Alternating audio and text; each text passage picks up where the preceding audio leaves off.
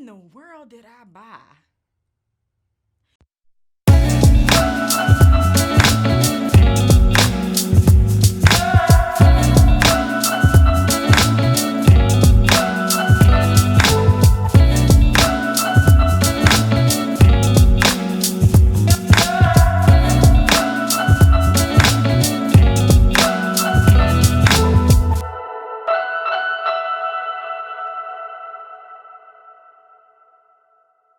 Hey y'all, it's time for this month's edition of What Did I Buy? So What Did I Buy is hopefully going to be my monthly haul series where we talk about beauty and hair and all that good stuff and those purchases. But since we tend to tackle all areas of well-rounded living, here at Mac the Maverick, we'll be covering some other categories of things I think might be useful and fun for you as well. So let's go ahead and get into what I bought.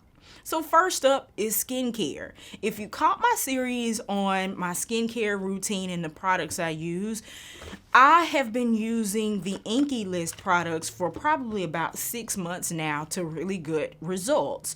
And I had been using the fulvic acid brightening cleaner as well as the Sunbright Moisture and Hyaluronic Acid Serum for the past 6 months or so. But the Inkey list just released a couple of new cleansers and moisturizers, and I picked up the new hyaluronic acid cleaner, which is a hydrating cleanser that is meant to hydrate your skin after being washed off and help bind moisture to its surface.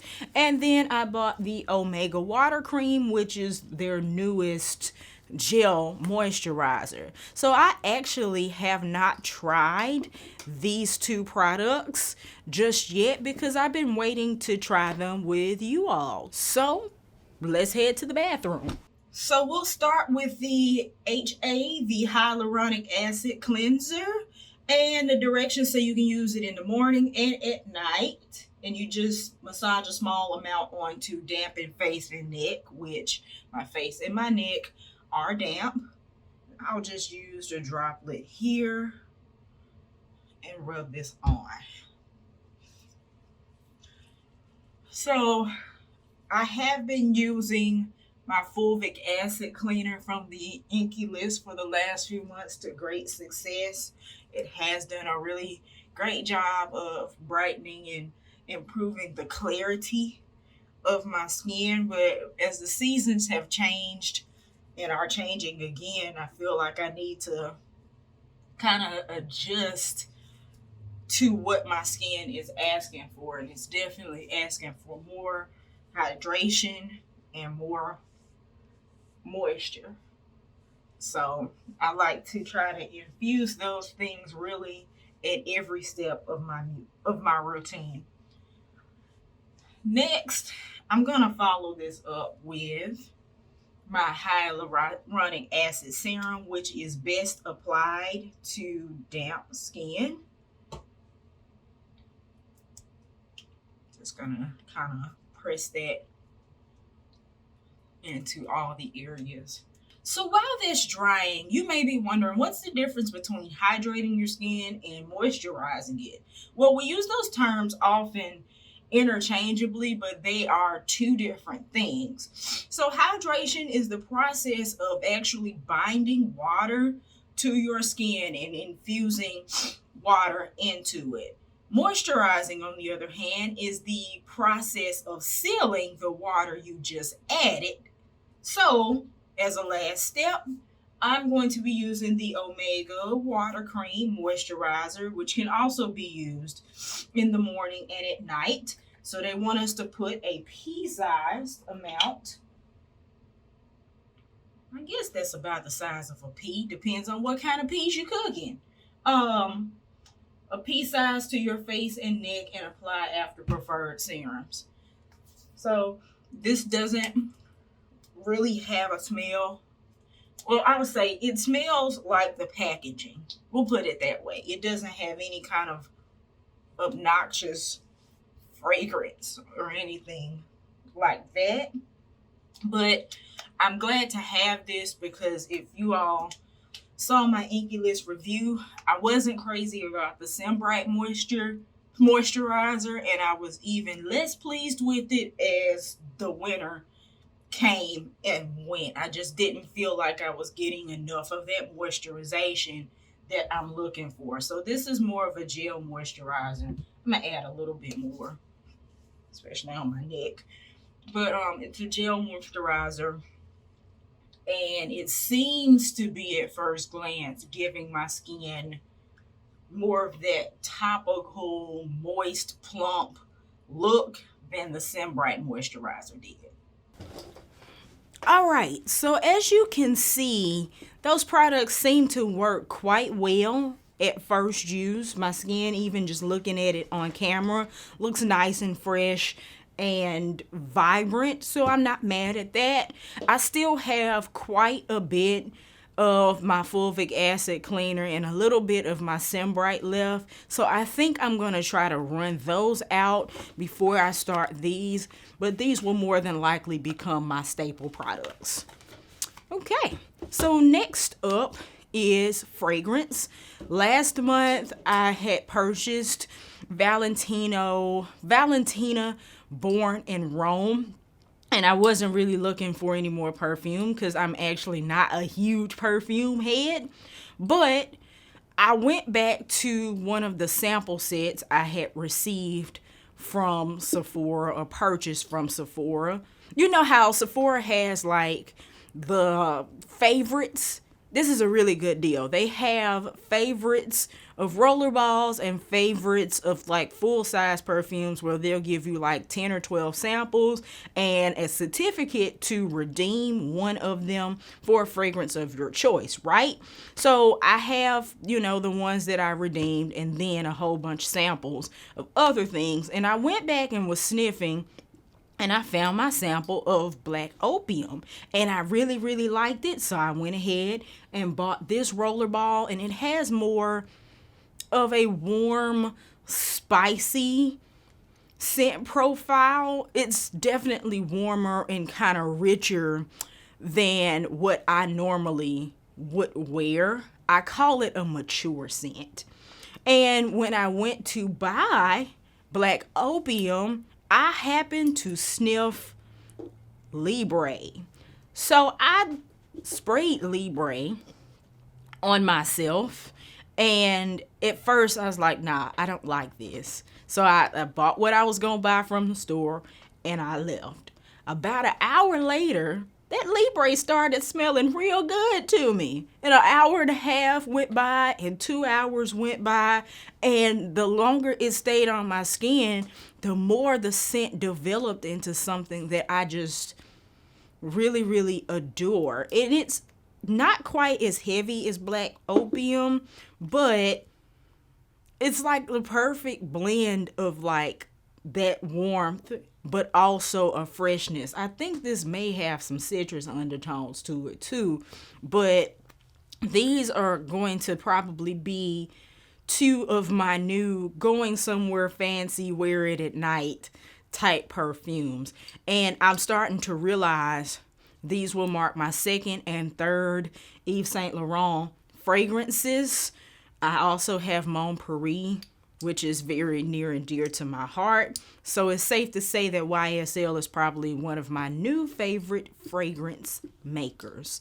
So that's what I bought in the fragrance category. I think Sephora also has like a Black Opium green iteration. I may or may not pick that one up because I think it's limited edition, and I don't know whether you have to like buy it in concert with something else, but just know that that's available if you are a fragrance person. And then I bought in the makeup category the Makeup Forever HD Skin. So y'all know that I am a Makeup Forever girl in my heart. My first prestige foundation was Face and Body, and then they reformulated it as Water Blend, and I wore that for a number of years until they discontinued it last year in favor of two new products, Water Tone, which I could not stand. Check out my review if you want to know why. And Reboot, which I really liked, check out my review on that if you want to know why. But those two foundations are not necessarily Makeup Forever's flagship products. Their flagship foundation has been the Ultra HD. It was one of the first foundations to come in like 43 different shades. And par for the course, they reformulated it again and re-released it like last week as Makeup Forever HD Skin. So HD Skin is a new iteration that comes in 40 True to Skin shades. It has a natural matte finish with 24-hour waterproof, sweat-proof, smudge-proof, mask-friendly wear. And it's ideal for normal, combo, and oily skin. I don't know, and y'all tell me in the comments, why would anybody want to wear their foundation for 24 hours? Help me make that make sense. But anyway, I picked this up not because I wear this foundation, but because it's my mother's foundation of choice. So I can tell you the old formula was definitely safe for mature skin. And I figured I would grab some and try it for her. But interestingly enough, on Makeup Forever's website, they have some of the shades in mini bottles, which for me, it takes me forever to go through a full size. This is like perfect for a foundation that I don't wear all the time. And it was like $22, but they only have this size in 5 shades. So Makeup Forever, people, if you're listening, do this for all your foundations. Like, this is great. But I haven't tried it yet either. And I'm not going to put this all over my face because we're going to be trying something else later. But I will swatch this for you. So, it's got this really ginormous top. And some sort of stick. I wasn't really expecting that. So, I'm just going to put some of that on the back of my hand. This shade is 4N62, which one qualm I have with Makeup Forever is that when they reformulate their foundations, they don't always do a 1-to-1 on the shades. They'll like rename them and renumber them. But in this case, where there are shade equivalencies, they've been putting them on the bottom of the bottle, which is really, really nice. So if you know what shade you wear, you can look at the bottom of the bottle without having to go to a shade finder to figure it out. But anyway, this is what this foundation looks like. At first touch, it's very breathable.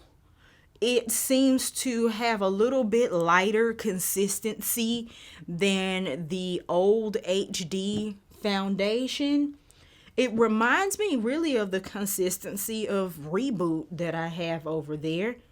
And just looking at the coverage, it seems to be giving fuller coverage with less foundation. So I look forward actually to using this on myself, and I may go ahead and do a mini review of this for you guys as well if you'd like that. But Mom, love you. This is for you. And last but not least, to round out, we've done skincare, we've done fragrance, we've done makeup, we've done clothing. If you missed my full review on the Tote and Carry Apollo 6 tactical vest, please do check that out. It was actually an unboxing video. This is one of the most favorite pieces I have in my entire collection now. It's got the backpack on the back and then the chest rig in the front where I can store things like my keys, my phone, my wallet, etc., etc.